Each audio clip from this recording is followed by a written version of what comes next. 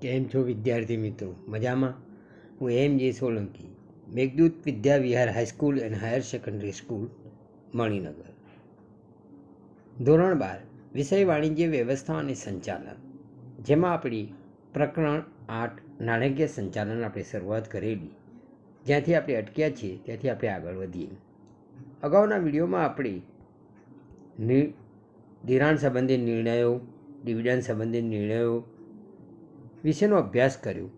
હવે આપણે મૂડી માળખું, કેપિટલ સ્ટ્રક્ચર કોને કહે એ વિશેનો ખ્યાલ સમજીએ. તો એ મૂડી માળખું, એનો ખ્યાલ અને વ્યાખ્યા આપણે જોઈએ. તો એ મૂડી માળખાની અંદર મૂડીની જરૂરિયાતનો અંદાજ એટલે કે મૂડીકરણનો પ્રશ્ન. બીજું, મૂડીના પ્રાપ્તિ સ્થાનો નક્કી કરવા એટલે મૂડી માળખાનો પ્રશ્ન. તો એ કંપની જુદા જુદા પ્રાપ્તિ સ્થાનોમાંથી જરૂરી મૂડી ભંડોળ મેળવી શકે છે. કંપની વિવિધ પ્રકારની જામીનગીરીઓ જેવી કે equity share, preference share, debenture બહાર પાડીને મૂડી પ્રાપ્ત કરતી હોય છે. વિવિધ પ્રકારની જામીનગીરીઓ કેટલા પ્રમાણમાં બહાર પાડવી તે અંગેના નિર્ણય એ નાણાકીય સંચાલકે કરવાના હોય છે. તો અહીં આપણે મૂડી માળખું એટલે શું? તો મૂડી માળખું એટલે મૂડી પ્રાપ્તિના જુદા જુદા સ્થાનો, જેવા કે equity share, preference share, debenture, અનામતો, લોન ભંડોળનું મિશ્રણ. આ સંદર્ભમાં ગેસ્ટનબર્ગના જણાવ્યા મુજબ મૂડી માળખું એટલે જામીનગીરીઓના પ્રકાર અંગેના નિર્ણયો કંપનીના મૂડી માળખામાં પ્રતિબિંબિત થાય છે. તો આ બધા ખ્યાલોને આધારે મૂડી માળખુંની વ્યાખ્યા આપણે જોઈએ તો સરળ શબ્દોમાં તમને મૂડી માળખાની વ્યાખ્યા આ પ્રમાણે આપી શકાય છે. મૂડી માળખું એટલે કંપનીએ તેની જરૂરી મૂડી ઊભી કરવા માટે ઉપયોગમાં લીધેલા જુદા જુદા પ્રાપ્તિ સ્થાનોનું મિશ્રણ. તો એ મૂડી માળખું એટલે કે કંપનીએ ધંધાકીય એકમની અંદર મૂડી પ્રાપ્ત કરવા માટે જુદા જુદા જે પ્રાપ્તિ સ્થાનો છે એ જુદા જુદા પ્રાપ્તિ સ્થાનોનું મિશ્રણ, સંયોજન, જેને આપણે મૂડી માળખા તરીકે ઓળખવામાં આવે છે. એક લેખક હોગલેન્ડના જણાવ્યા મુજબ મૂડી માળખું એટલે નાણાં ઊભા કરવા માટે કંપનીએ બહાર પાડેલ જામીનગીરીઓ અને ઉપયોગમાં લીધેલા વિવિધ પ્રાપ્તિ સ્થાનોનો વિસ્તાર અને તેમની વચ્ચેનું પ્રમાણ, જેને આપણે મૂડી માળખા તરીકે ઓળખવામાં આવે છે. હવે આપણે મૂડી માળખાનો ખ્યાલ, એની વ્યાખ્યાઓ સમજ્યા પછી આપણે મૂડી માળખાના લક્ષણો વિશેનો અભ્યાસ કરીશું. એટલે કે આદર્શ મૂડી માળખું કોને કહી શકાય? તો એ આદર્શ મૂડી માળખાના લક્ષણો આપણે જોઈશું. પહેલું લક્ષણ છે સરળતા. મૂડી માળખામાં ઓછામાં ઓછા પ્રકારની જામીનગીરીઓ બહાર પાડવામાં આવે એ દ્રષ્ટિએ, વહીવટી દ્રષ્ટિએ મૂડી માળખું સરળ બને છે. એટલે કે મૂડી માળખું હંમેશા સરળ હોવું જોઈએ. બીજું, નફાકારકતા. કંપનીનો નફો ઇષ્ટતમ રહે એ રીતે મૂડી માળખાની યોજના હોવી જોઈએ. એટલે કે વધારે નફો પ્રાપ્ત થાય એ રીતે મૂડી માળખામાં આ રીતે એની યોજના ધંધાકીય એકમે એટલે કંપની નક્કી કરવી જોઈએ. ત્રીજું, નાણાંની પર્યાપ્તતા. મૂડી માળખામાં વિવિધ પ્રાપ્તિ સ્થાનોનું મિશ્રણ, સંયોજન એવી રીતે કરવું જોઈએ કે જેથી જ્યારે જરૂર પડે ત્યારે આપણે નાણાં પ્રાપ્ત થઈ શકે. ચોથું છે પરિવર્તનશીલતા. કંપનીનું મૂડી માળખું પરિવર્તનશીલ હોવું જોઈએ. ધંધાકીય એકમના બદલાતા સંજોગો અને જરૂરિયાત પ્રમાણે એ મૂડી માળખામાં ફેરફાર કરી શકાય એવું મૂડી માળખું કંપનીએ રાખવું જોઈએ. પાંચમું છે કરકસર. મૂડી માળખામાં વિવિધ પ્રાપ્તિ સ્થાનોનું સંયોજન એવી રીતે થવું જોઈએ કે જેથી મૂડીની પડતર લઘુત્તમ થાય, એટલે કે ઓછામાં ઓછી થાય એ દ્રષ્ટિએ કરકસરવાળું મૂડી માળખું હોવું જરૂરી છે. છઠ્ઠું છે સમતુલા. માલિકીની મૂડી અને ઉછીની મૂડી બંને વચ્ચે યોગ્ય સમતુલા જળવાય એ રીતે મૂડી માળખું રાખવું જોઈએ. સાતમું મુદ્દો છે તરલતા. ધંધાકીય એકમની જવાબદારી અને દેવાની ચૂકવણી સમયસર થઈ શકે એ પ્રકારની જોગવાઈ મૂડી માળખામાં હોવી જરૂરી છે. આઠમું છે આકર્ષણ. વિવિધ પ્રકારના રોકાણકારોને રોકાણ કરવા માટે આકર્ષી શકાય એ પ્રકારનું મૂડી માળખું રચવું જોઈએ. નવમું લક્ષણ છે સદ્ધરતા. ઓછીની મૂડીનું પ્રમાણ એટલું વધુ પણ ન રાખવું જોઈએ કે જેથી વ્યાજનો બોજ સહન ન થાય અને નાદારીનું જોખમ ઊભું થાય, એટલે કે એકમમાં સદ્ધરતા રહે એ પ્રકારનું મૂડી માળખું હોવું જોઈએ. તો આટલા લક્ષણો ધરાવી એવા મૂડી માળખાને આપણે આદર્શ મૂડી માળખું કહી શકવામાં આવે છે. હવે આપણે મૂડી માળખાના લક્ષણોનો અભ્યાસ કર્યા બાદ આપણે મૂડી માળખાના પ્રકારો વિશેનો અભ્યાસ કરીશું. તો મૂડી માળખાના પ્રકારોનો તમને ચાર્ટ આપવામાં આવેલો છે, A, B, C અને D. એ પ્રકારનું મૂડી માળખું એ માત્ર ઇક્વિટી શેરનું મૂડી માળખું, એટલે કે એમાં ફક્ત કંપની ઇક્વિટી શેર બહાર પાડે છે. બી, એમાં ઇક્વિટી શેર સાથે કંપની પ્રેફરન્સ શેર પણ બહાર પાડે છે. તો ઇક્વિટી શેર સાથે પ્રેફરન્સ શેરનું મૂડી માળખું કહેવામાં આવે છે.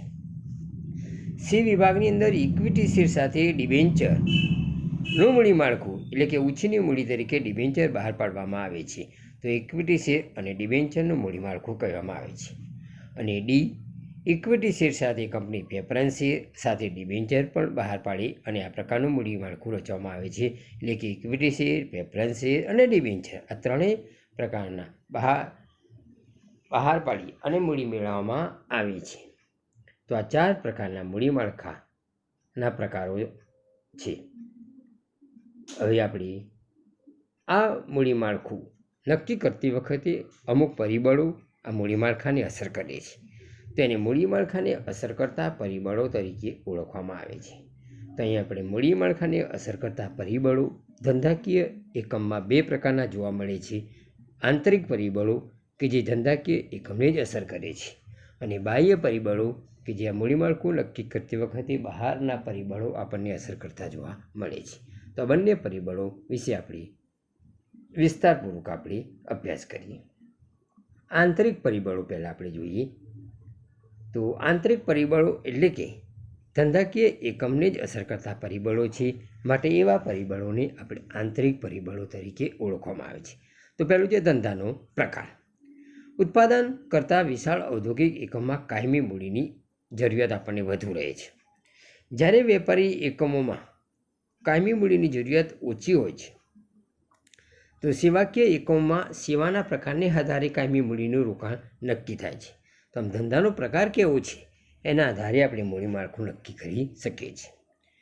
બીજા, ધંધાનું કદ. મોટા કદના એકમોની પ્રવૃત્તિઓ વિશાળ પાયા પર થતી હોવાથી મોટા પ્રમાણમાં કાયમી મૂડીની જરૂરિયાત રહે છે. નાના કદના એકમોની પ્રમાણમાં ઓછી મૂડીની જરૂરિયાત રહે છે. તો વેપારી એકમોમાં કાયમીની મૂડીની જરૂરિયાત ઓછી રહેતી હોય છે. ત્રીજો છે ધંધાની કમાણીના અંદાજો. ધંધાની કમાણી સ્થિર અથવા અસ્થિર પણ હોઈ શકે છે. કંપનીની ભવિષ્યની અંદાજિત કમાણી સ્થિર અને સારા પ્રમાણમાં થાય તો કંપની ઓછીની મૂડી પર આધાર રાખી શકતી હોય છે. ચોથો મુદ્દો છે મિલકતોનું સ્વરૂપ અને જરૂરિયાત. મોટા પાયા પર કાયમી મિલકતોની ધંધામાં જરૂરિયાત વધુ હોય છે, ત્યારે મૂડી માળખામાં ઇક્વિટી શેરનું પ્રમાણ વધુ રાખવામાં આવે છે. કાયમી મિલકતોમાં રોકાણ વધુ હોવાને કારણે મિલકતો ખરીદી, ભાડા ખરીદ કે ભાડા પટ્ટાથી લેવી એ અંગેનો વિચાર કરવામાં આવતો હોય છે. સંચાલકોનું વલણ. જો કંપનીના સંચાલકો કંપની પર તેમનો સંચાલકીય અંકુશ જાળવી રાખવા માગતા હોય તો તેઓ વધુ પ્રમાણમાં ઇક્વિટી શેર બહાર ન પાડતા પ્રેફરન્સ શેર કે ડિબેન્ચર બહાર પાડી અને આ રીતે મૂડી માળખું નક્કી કરે છે. છઠ્ઠો મુદ્દો છે નાણાકીય જરૂરિયાતો.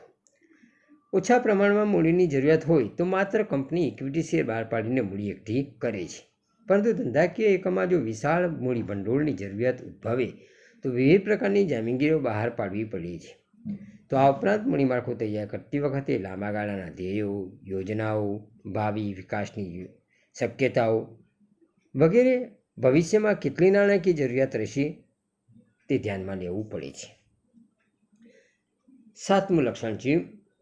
સાતમું પરિબળ છે મૂડીની જરૂરિયાતનો સમય. જો મૂડીની જરૂરિયાત કાયમ માટે રહેતી હોય તો કંપની ઇક્વિટી શેર બહાર પાડવાનું પસંદ કરે છે. બીજી બાજુ કંપનીને ટૂંકા ગાળા માટે મૂડીની જરૂરિયાત હોય તો ડિબેન્ચર કે પ્રેફરન્સ શેર દ્વારા પણ મૂડી મેળવી શકે છે. તો આ બધા પરિબળો એને આંતરિક પરિબળો છે જે ધંધાકીય એકમમાંથી જ ઉદ્ભવતા પરિબળો છે. માટે એવા પરિબળો, આંતરિક પરિબળો આ મૂડી માળખું નક્કી કરતી વખતે ધ્યાનમાં રાખવા પડે છે. હવે આપણે બાહ્ય પરિબળો વિશે જોઈએ. બાહ્ય પરિબળો એટલે કે મૂડી માળખું નક્કી કરતી વખતે અમુક પરિબળો જે બહારથી ઉદ્ભવતા હોય છે, માટે એને બાહ્ય પરિબળો તરીકે ઓળખવામાં આવે છે. તો પહેલું પરિબળ છે મૂડી બજારમાં તેજી મંદીની પરિસ્થિતિ. મૂડી બજારની અંદર તેજી મંદીની પરિસ્થિતિ વારંવાર ઉદ્ભવતી હોય છે. તો મંદીના સમયમાં રોકાણકારો વ્યાજની સ્થિર આવક માટે ઇક્વિટી શેરમાં નહીં પરંતુ ડિબેન્ચરમાં રોકાણ કરવાનું પસંદ કરતા હોય છે. જ્યારે તેજીના સમયમાં ઊંચા ડિવિડન્ડની અપેક્ષાએ રોકાણકારો ઇક્વિટી શેરમાં રોકાણ કરવાનું પસંદ કરે છે. આમ મૂડી માળખાની રચનાનો આધાર મૂડી બજારના પ્રવર્તમાન વલણો પર રહેલો છે. બીજું છે બજારમાં પ્રવર્તમાન વ્યાજનો દર. મૂડી બજારમાં પ્રવર્તમાન વ્યાજનો દર ઊંચો હોય તો કંપની ઇક્વિટી શેર બહાર પાડી મૂડી ભંડોળ મેળવવાનું વલણ અપનાવે છે. કારણ કે ઓછીની મૂડી પર વધુ વ્યાજની ચૂકવણી કંપની માટે બોજારૂપ બનતી હોય છે. તો પ્રવર્તમાન વ્યાજના ઓછા દર હોય તો મૂડી માળખામાં ડિબેન્ચરને સ્થાન આપવામાં આવતું હોય છે. ત્રીજું મૂડી પડતર જામીનગીરીઓ બહાર પાડવાનો ખર્ચ. ધંધાકીય એકમમાં મૂડી ઊભી કરવા માટે જામીનગીરીઓ બહાર પાડવામાં આવતી હોય છે. ત્યારે કંપની વિજ્ઞાપન બહાર પાડવાનો ખર્ચ, બાંયધરી કમિશન, દલાલી વગેરે ખર્ચાઓ કરવા પડે છે.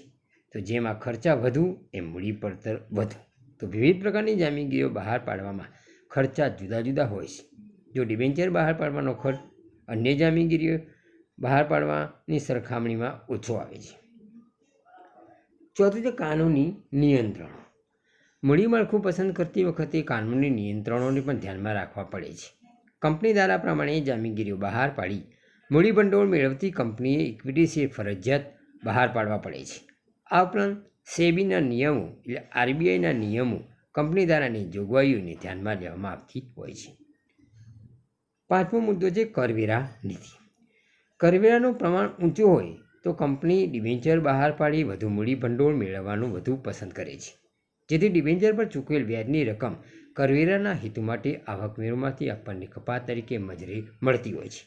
આ જ પ્રમાણે ડિવિડન્ડની આવક કરમુક્ત હોય તો ડિવિડન્ડની આવક નીચા દરે કર વસૂલાત થતો હોય ત્યારે સ્વાભાવિક છે કે રોકાણકારો ઇક્વિટી શેર વધુ લોકપ્રિય બનતા હોય છે. છઠ્ઠો મુદ્દો છે સંસ્થાકીય રોકાણકારો. વીમા કંપનીઓ, બેન્કો, રાજ્ય અને કેન્દ્ર સરકારની નાણાકીય સંસ્થાઓ વગેરે તેમના સ્થાપિત નિયમો અને નિયમોની આધીન રહી કંપનીઓના શેર અને ડિબેન્ચરમાં રોકાણ કરતા હોય છે. તો મૂડી માળખાની રચના કરતી વખતે, મૂડી માળખાની રચનામાં ફેરફાર કરતી વખતે આ બધી સંસ્થાના વલણો અને શરતોનો વિચાર કરવામાં આવતો હોય છે. સાતમો મુદ્દો છે વિદેશી સંસ્થાકીય રોકાણકારો. વિદેશી રોકાણકારોની સંસ્થા એક એવી સંસ્થા છે કે જેની સ્થાપના અને નોંધણી ભારત બહાર થઈ હોય અને જેનો ઉદ્દેશ ભારતમાં પ્રાથમિક અને ગૌણ બજારમાં નિયત કરેલ જામીનગીરીઓમાં જ રોકાણ કરવાનો હોય તો વિદેશી રોકાણકારો સંસ્થાએ સેબી સમક્ષ નોંધણી કરાવવી પડે છે. તો આવી સંસ્થાઓને ભારતીય કંપનીના શેર, ડિબેન્ચર ખરીદવાની મંજૂરી આપવામાં આવતી હોય છે. હવે આગળ આપણે કાર્યશીલ મૂડી વિશે અગાઉના વિડીયોમાં આપણે અભ્યાસ કરીશું. થેન્ક યુ વિદ્યાર્થી મિત્રો.